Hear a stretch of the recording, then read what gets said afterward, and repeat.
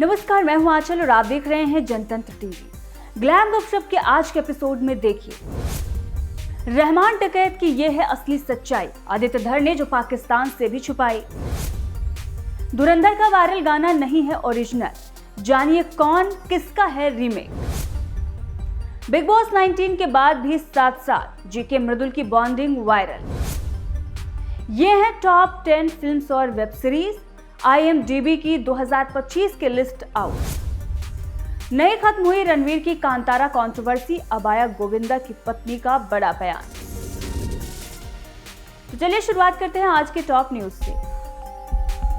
धुरंधर में जिस एक चेहरे का नाम हर किसी की जुबान पर है वो है अक्षय खन्ना। इस फिल्म में अक्षय ने रहमान बलूच उर्फ रहमान डकैत का किरदार निभाया है, जो खूंखार और बेहद कसाई किस्म का इंसान है।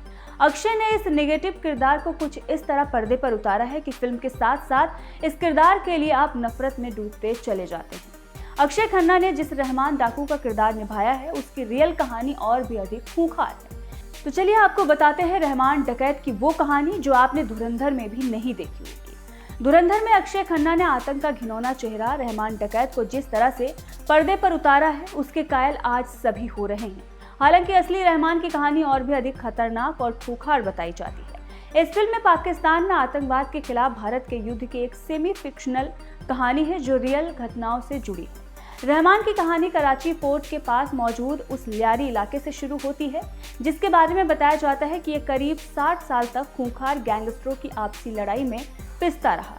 कहते हैं कि लियारी में लूटपाट, ड्रग स्मगलिंग और टारगेट किलिंग की ऐसी खौफनाक घटनाएं होती थी जिसकी कहानियां पूरी दुनिया में दहशत फैलाया करती थी। इस जमीन पर एक टॉप गैंगस्टर मोहम्मद दादल के घर 1976 में एक बच्चा पैदा हुआ। वो कोई और नहीं बल्कि सरदार अब्दुल रहमान बलोच यानी रहमान डकैत था। रहमान किस कदर खूंखार था इसका अंदाजा इसी से लगाया जा सकता है कि वो 13 साल के लड़कपन वाली उम्र से ही कत्लेआम मचाना शुरू कर चुका था। रिपोर्ट में बताया जाता है कि रहमान तब केवल 15 साल का था जब उसने अपनी मां को 3 गोलियां मारी, गला रेता और लाश को चुपचाप दफन करवा दिया था। पिता की मौत के बाद उसके इस खौफनाक वारदात की वजह से धीरे धीरे उसका खौफ पूरे कराची में फैलने लगा। फिल्म धुरंधर में भी इस बेहद अहम सीन को फिर से क्रिएट किया गया है, लेकिन क्रिएटिव लिबर्टी के साथ। बताते हैं कि रहमान 90 के दशक के अंत में हाजी लालू के गिरोह में शामिल हो गया और 2001 में लालू की गिरफ्तारी के बाद गिरोह की कमान संभाली। वहीं से ये भी सवाल उठता है कि आखिर रहमान ने अपनी मां को मारने का फैसला क्यों लिया। कहते हैं कि उसे पता लग गया था कि उसकी मां खदीजा बीवी का अफेयर पिता के हत्यारे और गैंगस्टर इकबाल के साथ चल रहा है और इसी गुस्से में उसने बेरहमी से उसकी हत्या कर दी।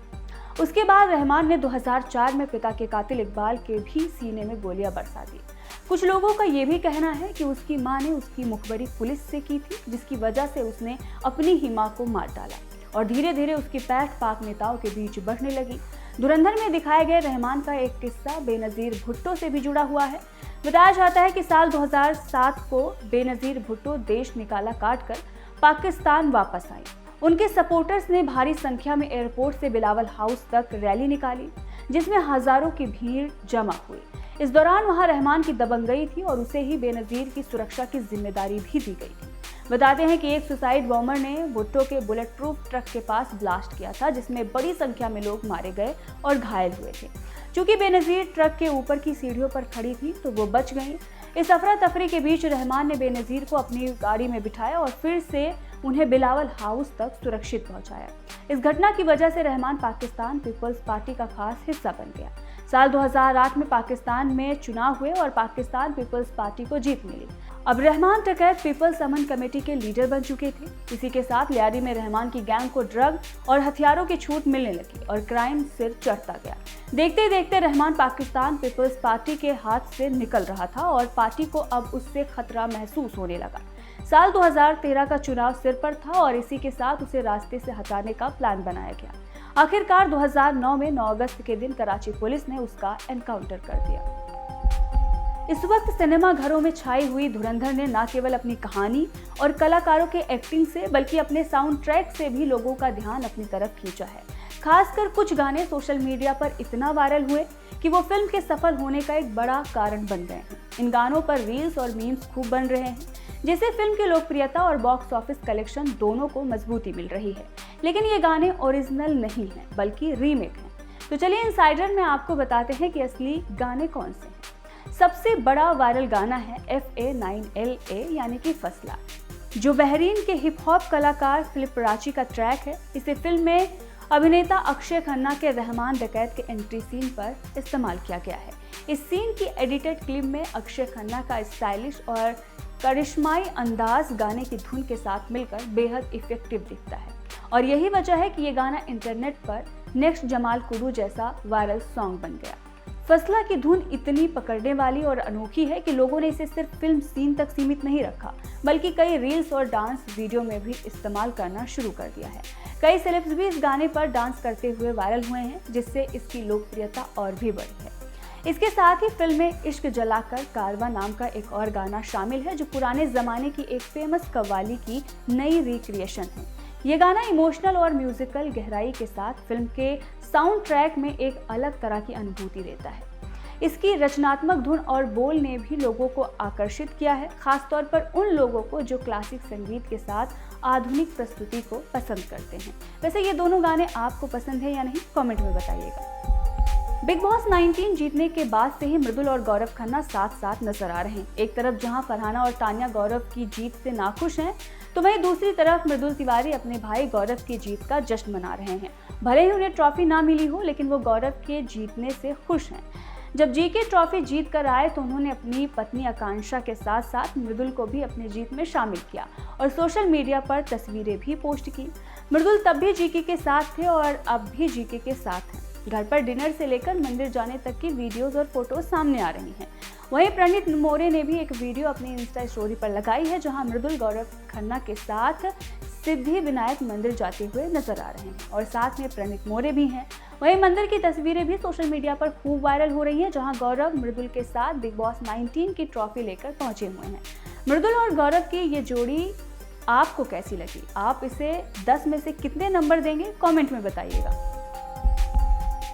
2025 की top IMDb most popular web series की लिस्ट सामने आ गई है। तो चलिए आपको बताते हैं इस साल की वो कौन सी सीरीज है जिसने दर्शकों को एंटरटेन करने के साथ साथ लोकप्रियता में भी बाजी मारी है। फिल्म या वेब सीरीज की लोकप्रियता का अंदाजा उसकी IMDb रेटिंग के जरिए आसानी से लगाया जा सकता है।